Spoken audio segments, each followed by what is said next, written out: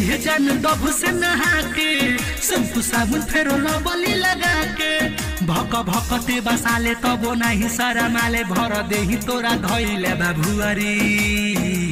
हाय रे मेरी फुअरी, हाय रे मेरी फुअरी, हाय रे मेरी फुअरी, हाय रे मेरी फुअरी।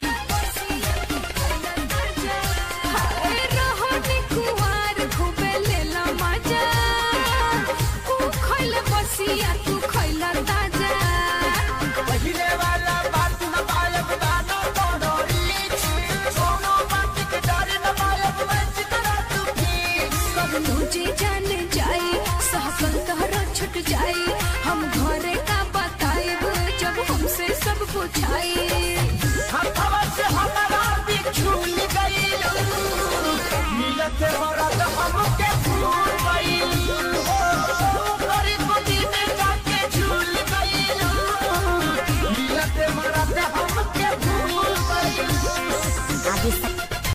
भीड़ में तन्हाई में प्यास की गहराई में दर्द में रुसवाई में मुझे तुम याद आते हो।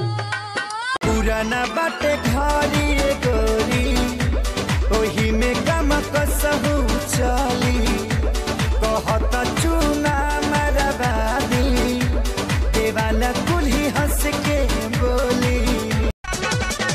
चाहे तू हमसे हिंदुस्तान लिखवा लो। हिंदुस्तान तारा बाप के हका। अच्छा तो सुनो भारत के छोरा पाकिस्तान लिखवा लो। तू का तारा दादा के हो।